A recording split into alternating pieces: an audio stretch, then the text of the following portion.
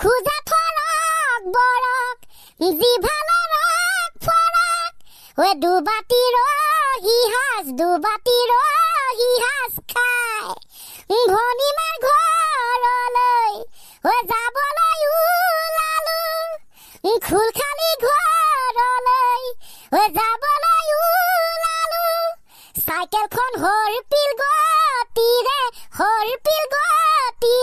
যায় ঐ খুলখালি মৰমৰ খুল খালি মৰমৰ খুল খালি মৰমে খুলি খায়।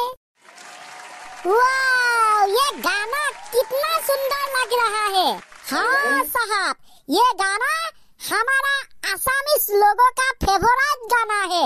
कृष्णमणि सुटिया ने गाया है, इतना सुंदर। उसको नाम देता है उमनी कुकुरा बाप के। वो तेरी ऐसा है क्या? हाँ जी, अभी जो भुगाली बिहू चल रहा है ना, हम गाएंगे नाचेंगे धूम पड़ाक ऐसे। ये भुगाली बिहू क्या होता है? ये भुगाली बिहू हमारा एक फेस्टिवल है। हमारा 3 बिहू है ना, रंगाली बिहू, उसको बहाग बिहू भी बोलते हैं, काती बिहू और अभी माघ बिहू, उसको बोलते हैं भुगाली बिहू। आपका पीछे जो वो लंबा देख रहे हैं ना, उसको हम मेजी बोलते हैं।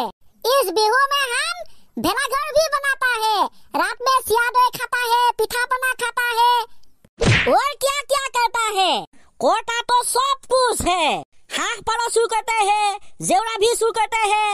और जब कल सुबह हो जाएगा ना, हम आएंगे और जो आपका पीछे देख रहा है ना, जो मेजी, उसको जला देंगे। ओ, उसका बाद भुगाली बिहू खत्म हो जाएगा क्या? हाँ, थोड़ा खत्म होगा और 2-3 दिन बाद एकेबारे खत्म हो जाएगा। हमेशा के लिए खत्म हो जाएगा, ऐसा है क्या? होगा तो ऐसे बात, और 1 साल बाद और आएगा भुगाली बिहू। जब बिहू आएगा और हम भेलाघर बनाएंगे और मेजी बनाएंगे। और साहब जी, जब हमारा बिहू का रोही है ना, हम मौत बोलते हैं, उसको जब आप खाओगे तब पता चलेगा ये कैसा होता है। और खाने का बाद जब निशा लगेगा ना, उसका बाद निजो के तो पूरा सेलिब्रिटी लगता है। वो तेरी ऐसा होता है क्या? मुझे तो अभी देखना है, अभी खाना है। या खुआ দিব লাগে, বঢ়িয়া লাগিব। গানটো দিছিনা হ'ব আকৌ, খুজা থৰক বৰক জিভালে ৰক ফৰক ঐ দুবাতি ৰহি হাজ খাই।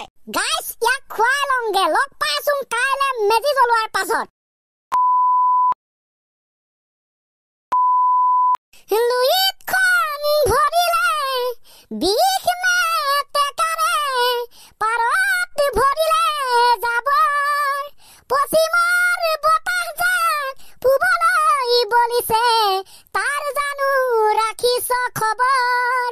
হেৰৌ অসমীয়া দুৰ্গা দীপাৱলীয়ে কঙালীক চাপিলে, নিউ ইয়াৰ আহি ভোগালীক নাখিলে, পশ্চিমৰ বতাহে কঙালীকো চেপিছে, অসমীয়া জাতি আজি কোন দিশে। অসমীয়া জাতি বাৰু কোন দিশে। অবিশ্বাস্য যেন লাগিলেও এয়াই সত্য।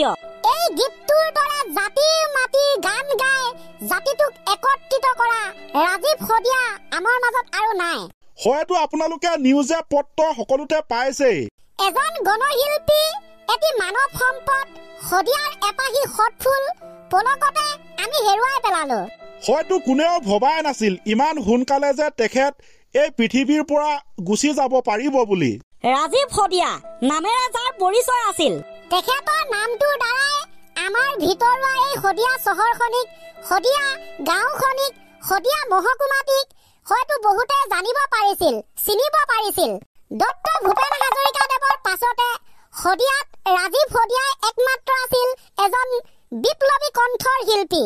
তেখেতো আছিল শদিয়াৰে আৰু আমিও হৈছো শদিয়াৰে, গতিকে তেখেতক লৈ আমি বহুত গৌৰৱ অনুভৱ কৰিছিলো। কিন্তু হঠাৎ এই খবৰটোৱে হঠাৎ সকলোকে কন্দুৱাই তেখেত এই অসমখনিৰ পৰা আঁতৰি অজান দেশলৈ গুচি গ'ল।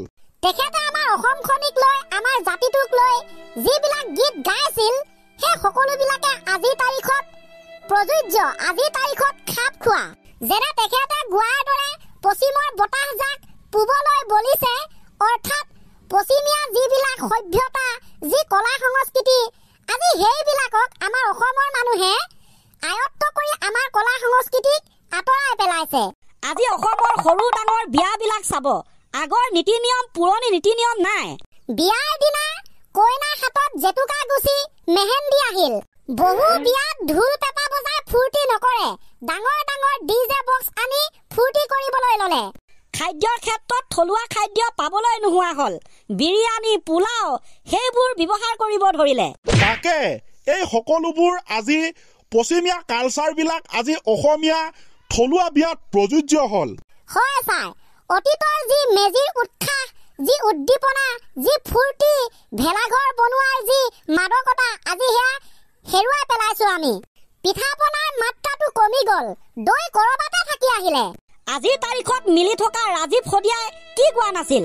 অসমীয়া মাধ্যমত আমাৰ ল'ৰাক নপঢ়াও, ইংৰাজীও নুফুটে মুখত, মামী পাপা বুলি মাতিলেহে ভাল লাগে, আই পিতাই নিশিকাও লাজত। আজি এইটো ট্ৰেণ্ড বাঢ়িব ধৰিলে। আই পিতাই বুলিনো আজি কোনে কয়? মা দেউতা বুলি কোৱাৰো পৰিমাণটো কমি গ'ল। ডেডি, মামী, পাপা, এইবোৰ জানো পশ্চিমীয়া কালচাৰ নহয়? 100% হয়। তেখেতে মৃত্যুৰ পূৰ্বে আৰু কিছুমান কথা কৈ গ'ল। আমি আমাৰ জাতিটোৰ হকে প্ৰতিবাদ কৰোঁ, আমাৰ জাতি ৰক্ষা কৰিব লাগে বুলি প্ৰতিবাদ কৰোঁ, কিন্তু আমি কি কৰিছোঁ? নিজৰ জাতি, নিজৰ ভাষাটোক ৰক্ষাৰ পৰিৱৰ্তে আমি ইংৰাজী মাধ্যমত আমাৰ ল'ৰা ছোৱালীক পঢ়াবলৈ লৈছোঁ, যাৰ বাবে অসমীয়া কোৱাটো বা অসমীয়া লিখাটো সিহঁতৰ বাবে টান হৈ পৰে। আমাৰ ল'ৰাই হিন্দী, ইংৰাজী সকলো জানিব লাগিব, কিন্তু প্ৰধান ভাষাটো হৈছে আমাৰ অসমীয়া। আমাৰ ল'ৰা ছোৱালীকে যদি আমি অসমীয়া ভাষাটো ভালকৈ নিশিকাওঁ, লিখিবলৈ যদি ভালকৈ নিশিকাওঁ, তেন্তে আমাৰ অসমীয়া ভাষা, আমাৰ অসমীয়া জাতিটো কেনেকৈ ভৱিষ্যতে এটা শক্তিশালী জাতিৰূপে, শক্তিশালী ভাষাৰূপে থিয় দিব? এনেকৈ অসমবাসী ৰাইজক বুজনি দি নিজৰ কণ্ঠৰ দ্বাৰা সংগীত পৰিৱেশন কৰি হঠাৎ অজান দেশলৈ গুচি গ'ল তেখেত। আজি বিশেষকৈ আমাৰ ইয়াত নাই কোনো ভোগালী উৎসাহ, আনন্দ, উল্লাস। ভোগালীৰ ভোগ ৰৈ গ'ল কেৱল এটা যেন হৃদয় বিদাৰক দিন আৰু নিশা। হয় ছাৰ। আৰু তেনেকৈ আজি কৈ থকা চাগে নহ'বগে, ক্লাছটো আমি ইমানতে খতম কৰি দিওঁ। যিহেতু বিহু আছিল আৰু খবৰটো জনাব আছিল, সেইবাবে অলপ আৰু জাষ্ট এনেই। উপায়টোতো নাই গাইছ। তেন্তে নেক্সট এখন বঢ়িয়া ৰচনা লৈ অহাৰ প্ৰতিশ্ৰুতিয়ে আজিৰ ক্লাছটো ইমানত আমি খতম কৰি দিছোঁ। Go and gun!